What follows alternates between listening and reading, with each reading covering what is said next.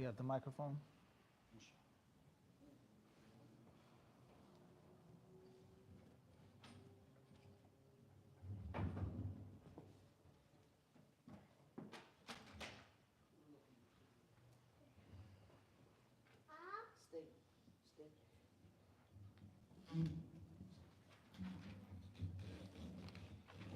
بسم الله الرحمن الرحيم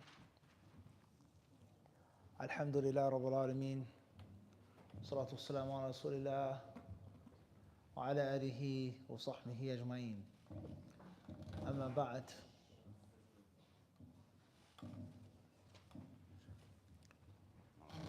Chapter number 39 from Sahih Al-Bukhari, the book of fasting. Imam Al-Bukhari rahimahullah ta'ala says, Babun وعلى الذين يطيقونه فدية. قال ابن عمر وسلمة بن الأكوع نسختها شهر رمضان الذي أنزل فيه القرآن هدى للناس وبينات من الهدى والفرقان فمن شهد منكم الشهر فليصمه ومن كان مريضا أو على سفر فعدة من أيام أخر يريد الله بكم اليسر ولا يريد بكم العسر ولتكملوا العدة ولتكبروا الله على ما هداكم ولعلكم تشكرون. وقال ابن نمير حدثنا الأعمش قال حدثنا عمرو بن مرة قال حدثنا أبي ليلى قال حدثنا أصحاب محمد صلى الله عليه وسلم نزل رمضان فشق عليهم فكان من أطعم كل يوم مسكينا ترك الصوم ممن يطيقه ورخص لهم في ذلك فنسختها وأن تصوموا خير لكم فأمنوا بالصوم. حدثنا عياش قال حدثنا عبد الأعلى قال حدثنا عبيد الله النافع عن ابن عمر رضي الله عنهما أنه قرأ فدية طعام مساكين قال هي منسوخة. Chapter 39, Imam Al-Bukhari says, is regarding the statement of Allah, the Sublime and the Exalted, in Surah Al-Baqarah, verse 184, وَعَلَى الَّذِينَ يُطِيقُونَهُ فِدْيَةٌ, and upon those who have the ability to fast is an expiation. وَعَلَى الَّذِينَ يُطِيقُونَهُ يعني يُطِيقُونَ الصِّيَامِ, those who can fast but with some type of difficulty and some type of hardship, they have the choice and they have the option not to fast but with the payment of a fidya. Does this ruling remain today? We'll get there. Right now, that is the chapter heading, Imam Al-Bukhari says. He doesn't say the chapter heading of this ruling, that ruling, hal yajib, or etc. He just says chapter and that part of the verse. Allah says, and upon those who can do it is a fidya. Then Imam Al-Bukhari rahimahullah ta'ala, and obviously this is for some of the advanced students and the advanced listeners and watchers, he does that which is called a ta'liq. A ta'liq. And a ta'liq is when Imam Al-Bukhari mentions a hadith or an athar with a truncated chain of narration. ما حذف من مبتدأ إسناده راو فأكثر. المعلق ما حذف من أول إسناده راو فأكثر، راويان ثلاثة رواة، بل ربما يحذف الإمام البخاري رحمه الله تعالى جميع السند إلى القائل، إلى قائل المتن الذي هو الصحابي أو التابعي أو الرسول عليه الصلاة والسلام، أو يعلق يعني يحذف جميع السند حتى إلى الصحابي إلى النبي عليه الصلاة والسلام. خيرا إن شاء الله.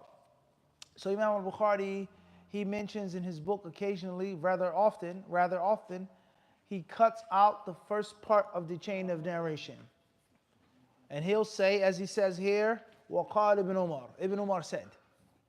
And Imam al-Bukhari didn't hear from Ibn Umar. He never studied with Abdullah ibn Umar. Imam al-Bukhari's book is called Al-Jami' Al-Musnad Al-Sahih Al-Mukhtasar. So Imam al-Bukhari, like all the scholars of hadith, he has the condition that the chain of narration has to be complete, muttasil, continuous. So when he clips and trims out, truncates the first few narrators, and he goes right to the Sahabi or right to the Prophet, that is called mu'allaq. And a mu'allaq hadith is a weak hadith. It is not a sound hadith, and it does not fulfill the conditions of Bukhari or none of the scholars of hadith. But this type of hadith is not Imam al-Bukhari's main subject. This is garnish on the plate. Imam al-Bukhari's main meal, of course, has the full chain of narration. But Imam al-Bukhari, like a chef, he presents a piece of art.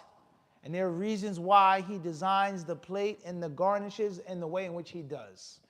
I mean, understand this? A chef may put something on a plate which isn't edible, a rose or a flower that you can't eat.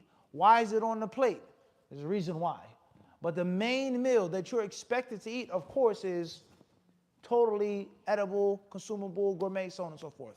So Imam al-Bukhari, he mentions chains of hadith, and he takes pieces and parts from them, and he only mentions the matan, or a part of the isnad towards the matan, for a reason. For a reason. We can't go into full detail. As I said, هذا للمتفوقين. This aspect of Sahih Bukhari is for the advanced learners. The advanced learners, not at the introductory learners or levels. So therefore, Imam Bukhari, after that chapter heading, he says that Ibn Umar, Abdullah ibn Umar, and Salama ibn al-Aqwa, the well-known companion, they said that that part of the verse has been abrogated, mansukha. It's been canceled. It's no longer a ruling. All right. Stay with me now. Please remain patient, okay? Now let's open up the Mus'haf. Let's read the English rendition or the translated meanings. Allah subhanahu wa ta'ala, He says, verse 183. Ya ayyuha alladhina amanu. Kutiba alaykum as-siyamu kama kutiba ala alladhina min qablikum la'alakum tattaqun.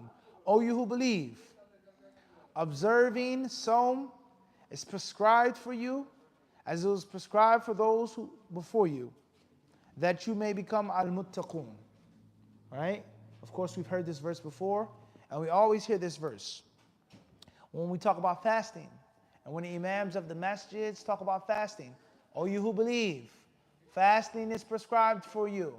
Fasting is prescribed upon you as it was prescribed upon those who came before you. And the purpose of fasting being prescribed upon you, لَعَلَّكُمْ تَتَّقُونَ, is for you to have taqwa, and for you to protect yourself from Allah's wrath and from Allah's punishment. It's for you to put a barrier between yourselves and the adhab, Jahannam. All right. Now, most of us only hear about this, and that's it. Of course, mentioning this verse 183 from Surah 2 is a good thing, but not giving its full historic context isn't giving you the full benefit. Verse 184, Allah the Exalted, He says, أَيَّامًا مَعْدُودَاتٍ فَمَنْ كَانَ مِنْكُمْ مَرِيضًا أَوْ عَلَى سَفَرٍ فَعِدَّةٌ مِنْ أَيَّامٍ أُخَرَ وَعَلَى الَّذِينَ يُطِيقُونَهُ فِدْيَةٌ طَعَامُ مِسْكِينٍ فَمَنْ تَطَوَّعَ خَيْرًا فَهُوَ خَيْرٌ لَهُ وَأَنْ تَصُومُوا خَيْرٌ لَكُمْ إِن كُنتُمْ تَعْلَمُونَ. Observing fast is for a fixed number of days. But if any of you is ill or on a journey, the same number should be made up from other days. And as for those who can fast with difficulty, that's the snippet of the verse that Bukhari mentioned in the chapter heading. And those who can fast, they have the ability to do it, but with a difficulty because of old age or medication or any other condition which allows a person to fast, but with something that is harmful and detrimental to their well-being. وَعَلَى الَّذِينَ يُطِيقُونَهُ, those who can fast, i.e., but with a difficulty, they do not have to fast, but they must pay a fidya. Ibn Umar and Salama ibn al-Aqwa, these two companions, they said that this verse, its ruling is what? Abrogated. It's no longer a ruling. It's no longer a ruling. All right, listen carefully. Allah the Sublime, the Exalted, Allahu Akbar. He says, and as for those who can fast with difficulty, they have, it says in brackets, a choice to either fast, or choice either to fast or to feed a miskin. But whoever does good of his own accord, it is better for him. And that you fast is better for you if you only knew. So the first ayah 183 said that fasting is what? Prescribed upon us, as it was prescribed upon those who came before us. For what reason? لَعَلَكُمْ تَتَّقُونَ. All right, perfect. Allah tells us, أَيَّامًا مَعْدُودَاتٍ. The fasting of the month of Ramadan, less sleep, less food, less water, not being with your wife is only what? Few amount of days. Before you know it, the month will be gone. It's not going to kill you. 1 month out of 12 months is nothing. The rewards, the benefits, the bounties of Ramadan, that 1 month is going to fly by just like that. Hey, yeah, man, I'll do that. Don't worry. And on top of Ramadan only being 1 month, and on top of Ramadan being just, a quick, brief period of time out the year, those who are sick, those who are ill, those who are traveling, they are allowed to make up their fast when?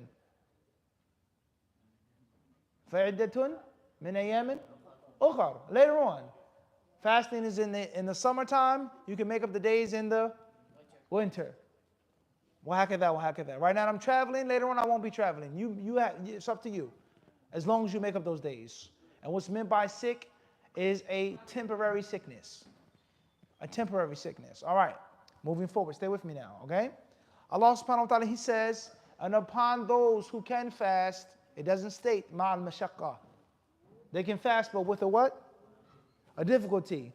At this stage in the legislation, they did not have to fast, but they had to pay a fidya. Everyone understand this? They had to pay a fidya. Allah Azza wa Jal, He says, فَمَنْ تَطَوَّعَ خَيْرًا. But whoever does good, whoever does extra good from his own accord, whoever does tatawwa, voluntary ibadah, then it's what?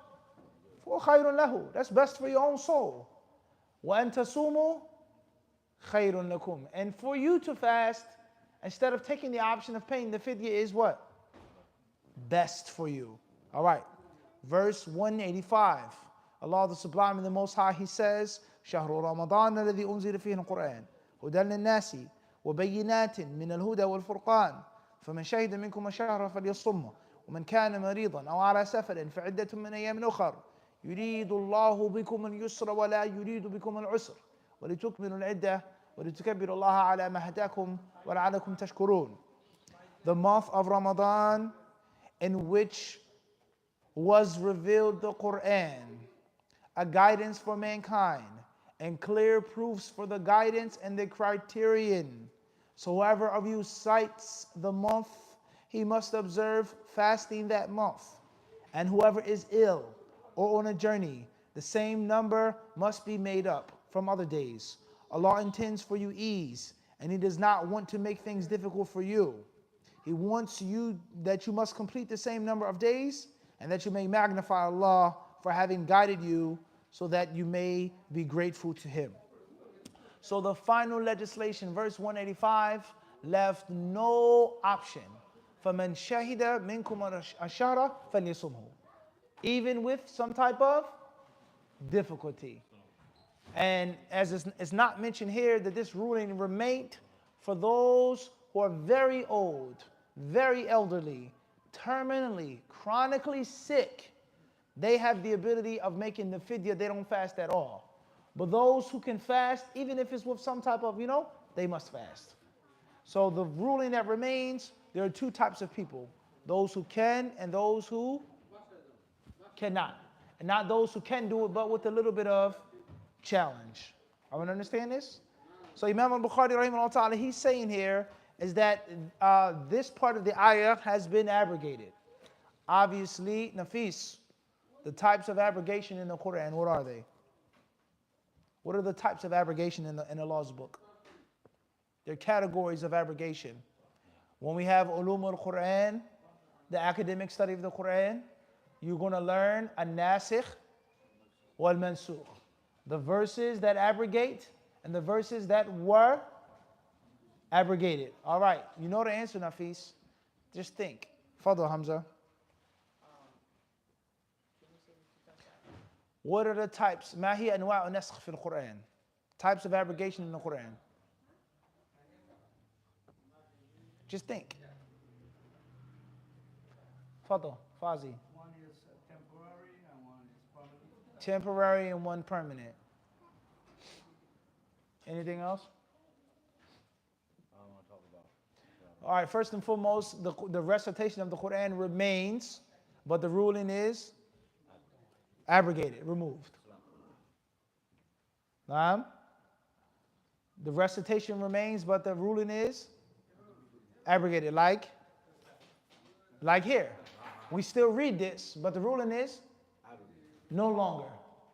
Right? Clear or not? All right, Tayyip. You get it now, Nafis? Tayyip. Point number 2. Category number 2, Hamza.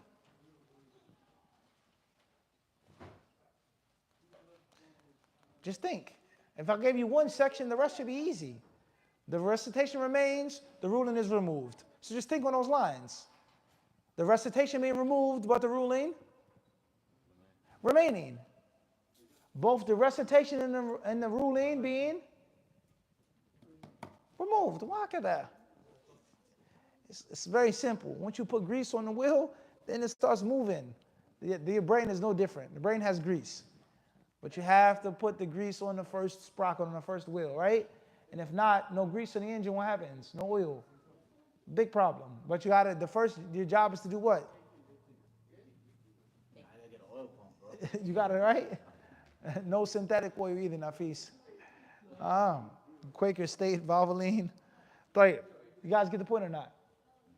So this chapter, Imam Al-Bukhari is speaking on this verse, or this part of the verse, its ruling being abrogated, no longer. All right, Imam Al-Bukhari, he mentions another narration. Listen carefully, okay? وَقَالَ ابْنُ نُمَيْرٍ. And then he mentions the truncated isnad again. It's clipped.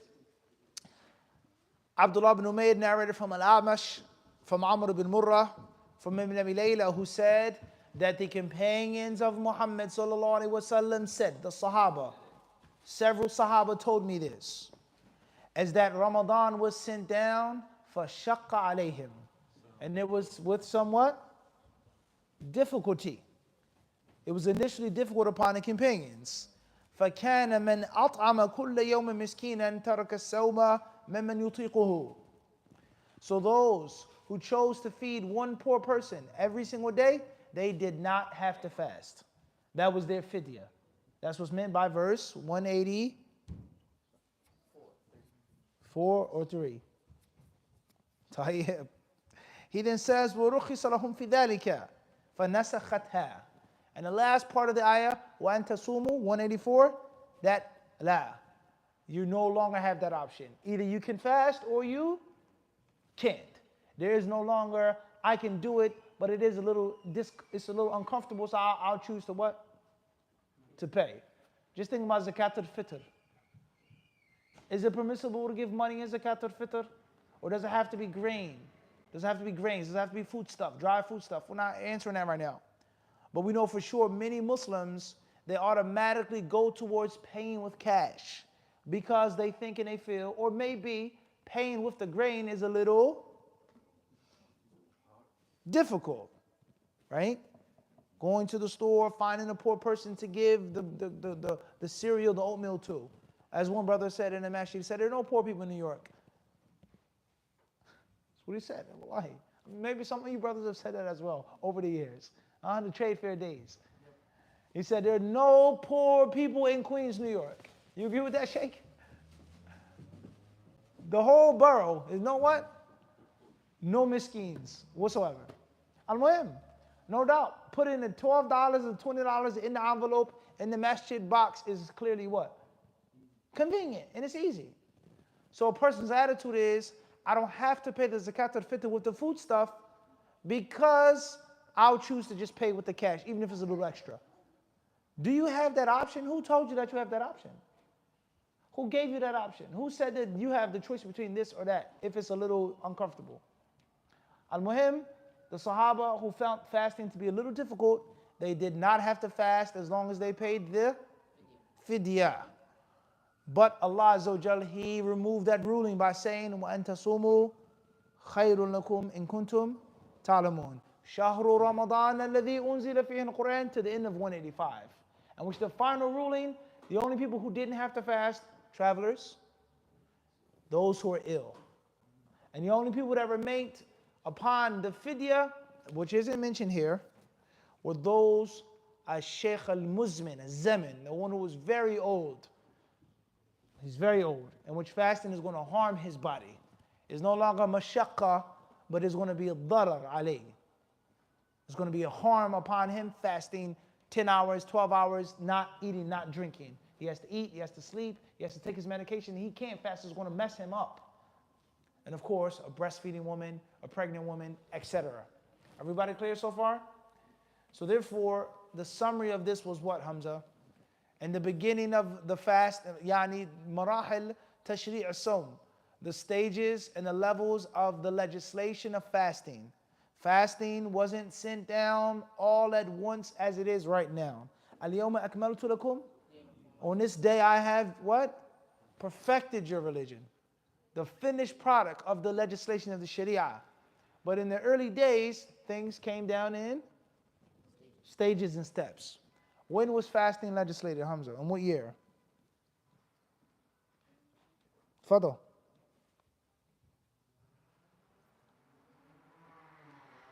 Yalla. What year, Nafis? We mentioned this in the Durus several times. We mentioned a couple khutbahs ago. What year was fasting legislated in? The 5th year of the Hijrah? Before Tabuk? Khandaq, the trench? Uhud? طيب. Al-Muhim. From one thing we learn what? 10,000 things. And from one thing that we don't know, we also miss out on? 10,000. Understand how it works? Right? We miss out on things. The yin and the what? The yang. If the white fish is off, then the black fish is what? Off. It's a balanced circle. And if one fish is good, then the other fish is what? You guys with me or not? The harmony. When you know one thing, it leads you to knowing what? 10,000. And to another thing. But if you're weak in the seerah or the hadith or the fiqh or the tafsir, you're going to be weak in something else. We can agree on this or not? The harmony of knowledge, right? Tayyib. So we don't know when fasting was legislated, so that means I'm a failed imam. I'm a failed student. If my students don't know what year Ramadan was legislated in, that means I haven't done my job. I haven't done my job. I haven't been a good teacher. And obviously a failed apprentice means a foolish master. أيوة. لا يا شيخ أنت لست من الطلاب والdisciples يعني. المهم. All right. Hadith number 1949. Imam Al-Bukhari, he mentions with his full chain of narration. Sanad al-Muttasil, the full chain. From his Shaykh, Ayyash, until the end in which he says that Ibn Umar recited, وَعَلَى الَّذِينَ يُطِيقُونَهُ فِدْيَةٌ طَعَامُ مَسَاكِينَ. Not miskin. That was his qira'ah. طَعَامُ مساكين بالمد نعم طيب لكن الرسم طيب. All right, and that was قال here منسوخة, is abrogated. Okay, so who can give me a summary of what I just explained? Hamza, fadal. You explained about how what kind of abrogations are there. Fasting came down in levels and stages. Right now, what's the finished product? Who must fast?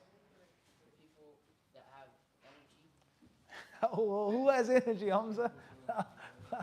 طاقة ها يا شيخ انتبه. قال أصحاب الطاقة نسأل الله أن يزيدنا في الطاقة ها. ديزو ها نفيس. الله المستعان.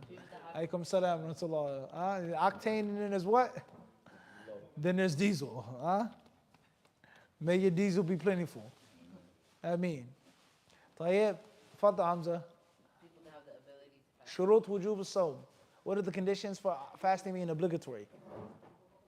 The person has to be what? Baligh. Ahsant. He has to be of age. Fasting is a mandatory upon children, people who aren't in puberty. All right, number 2. Even if it's and yakuna aqilan, they have to be sane. A crazy person, excuse my political incorrectness, someone who's very mentally disturbed. Obviously, we all may be mentally disturbed on one level or another. On one level or another in 2024. You have a glitch, you have an anger issue, You have depression here and there. Everybody has a little screw loose. And there are some of us who have more screws loose than what? Than others, huh, Nafis?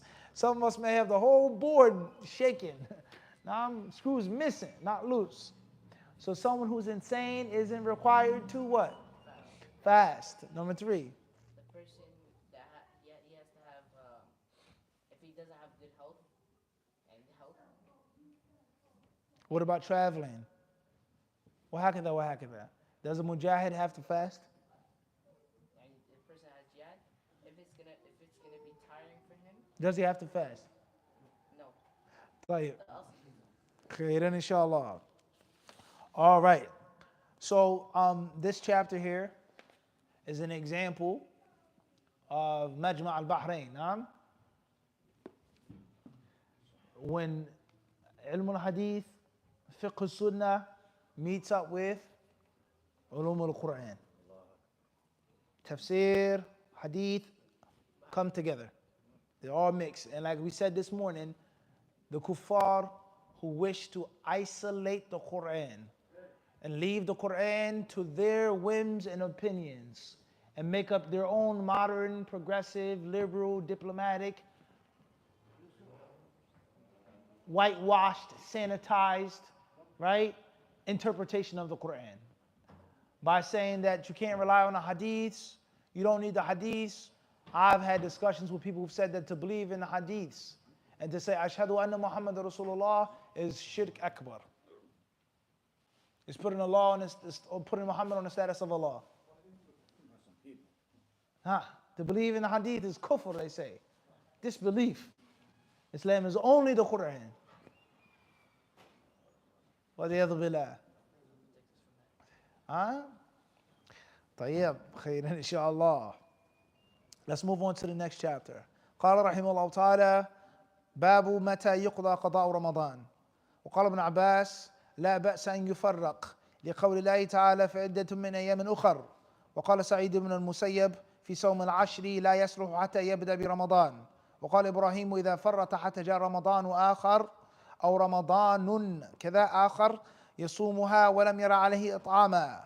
ويذكر عن أبي هريرة مرسلا وعن ابن عباس أنه يطعم ولم يذكر الله تعالى الإطعام إنما قال في عدة من أيام أخر. حدثنا أحمد بن يونس قال حدثنا زهير عن يحيى عن أبي سلمة قال سمعت عائشة رضي الله عنها تقول كان يكون علي الصوم من رمضان فما أستطيع أن أقضيه إلا في شعبان. قال يحيى الشغل من النبي صلى الله عليه وسلم أو بالنبي صلى الله عليه وسلم. Chapter 40 says, when does a person make up the missed days from Ramadan? When and how should you make up your missed days? You missed 3 days because you were traveling and you chose to break your fast. You were in the airplane for 8 hours, 12 hours, thirsty, tired, hungry. Bismillah, no problem. You're on a train. There's a cafe cart on the train. He says, I'll enjoy a coffee. I have a 4-hour train ride. I can be patient. I can fast. However, Bismillah. I like to have my coffee when I'm on the train. Why not? I can make up the days later. Allah is merciful. And Allah wants me to enjoy His concessions, to enjoy the mercy of Allah subhanahu wa ta'ala. All right? Why make things hard on myself unnecessarily? Bismillah. A woman who's breastfeeding or who's pregnant, etc. You have a temporary sickness. You got into a car accident. You broke your leg. And they have you on heavy meds. What kind of meds they got you on, Nafis? Perks, huh? They got you on heavy perks, huh? Painkillers. And you have to eat and drink with the painkillers. But your leg is going to heal when? Your broken leg is going to heal when? When you fix it. When? How long? Maybe 1 month, 6 months. Look at that. It's not something which is chronic, like a type of cancer or diabetes or something, which is in most cases isn't going to go away. Wallahu ta'ala alam. All right? So how and when do you make up those days? That's what chapter number 40 is on. Imam Al-Bukhari, once again, he does ta'liq. علق الأثر عن ابن Abbas. He says, Ibn Abbas said. And he didn't quote the chain of narration going back to Ibn Abbas. Just because Bukhari doesn't quote the full chain doesn't mean that there isn't a full chain.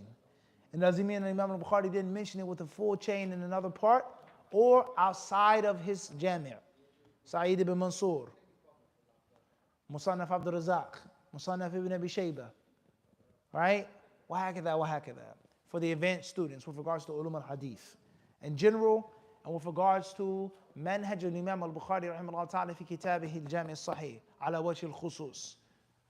لماذا التعليق؟ لماذا المعلقات? All right? خيرا.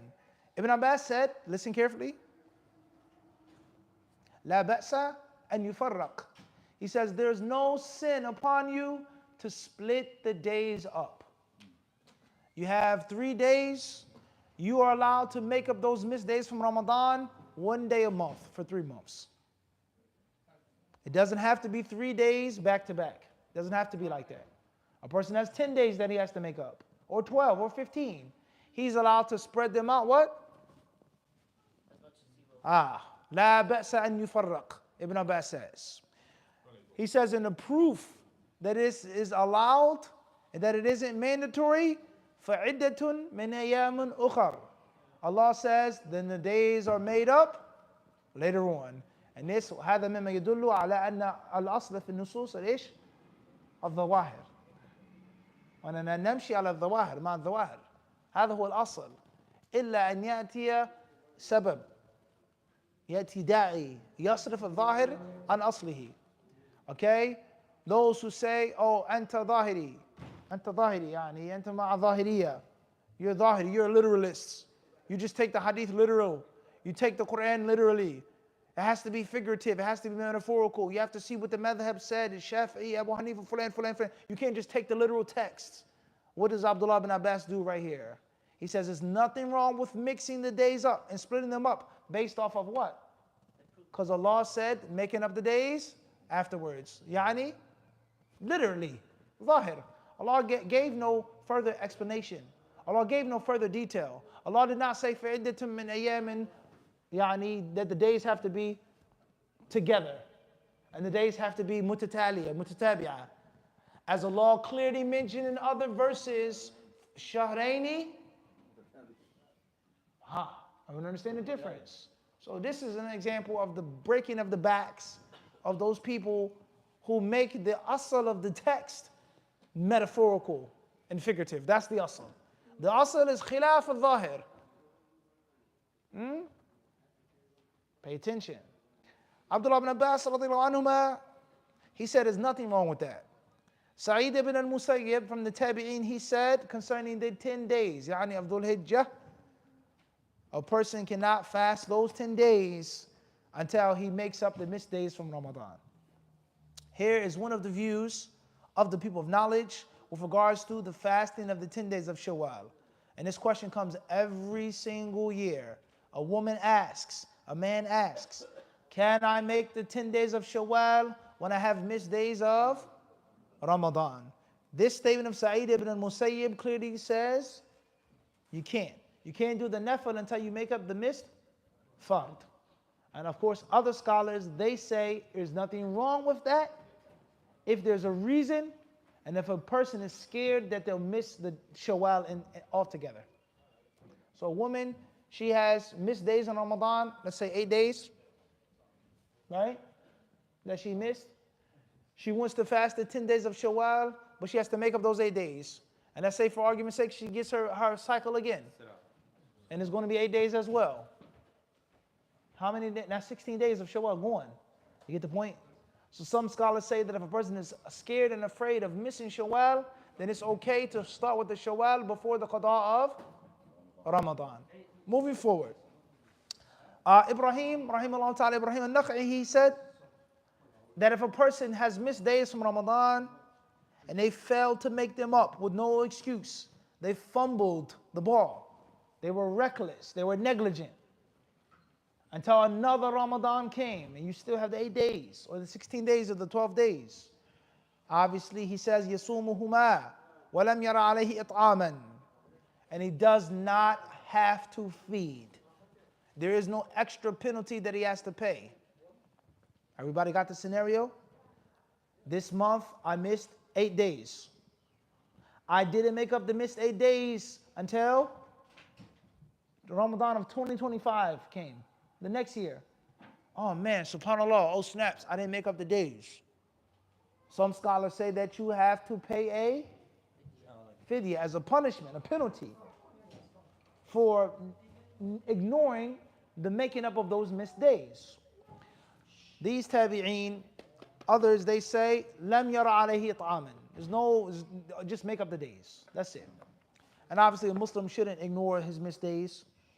A Muslim woman must be very careful. And subhanAllah, you have an entire year to make the days up. Why couldn't you make up 8 days? 300 days, over 300 days, you couldn't make up 8 days? So the Muslim can't be negligent when it comes to Allah's rights. You have to pay your debts, right? Delinquency, right? You have overdue bills. So what about Allah Azza wa Jalla's rights upon you? Moving forward, he also says, and it's also mentioned from Abdullah ibn Abbas in Mursal version, is that Allah Azza wa Jal did not mention it'am, but Allah only said فَعِدَّةٌ مِنْ أَيَّامٍ أُخْرَى. Once again, the zahir of the text, until proven otherwise. Then Imam Al-Bukhari, he mentions the full chain of narration. Hadith 1950. Aisha radiallahu anha, she said, as Abu Salama narrated from her, I used to have missed days from Ramadan and I could never make them up except in Sha'ban because of the Prophet sallallahu alaihi wasallam. I.e., she only had the ability to make up her missed days from Ramadan at the very last moment. Sha'ban is the month right before Ramadan. So Aisha would miss days during Ramadan, right? And then what? She wouldn't have the ability to make them up until all the way, no, Sha'ban. Sha'ban, not Shawwal. Tayyib, and it isn't mentioned here that she was required to pay any type of fidya or anything like this. Khairan, inshallah. In summary, in brief, a Muslim who doesn't fast for legitimate reasons, legislative reasons, has to make up those days whenever he or she pleases, as long as it's before the next Ramadan, and you don't necessarily have to pay an expiation. If a person has a chronic illness, they aren't required to fast, but they feed. As far as the breastfeeding woman and the pregnant woman, then that's a longer discussion. Wallahu ta'ala alam, wa sallallahu wa sallam wa barak ala abdihi wa rasulihi nabiyina wa imamina Muhammad.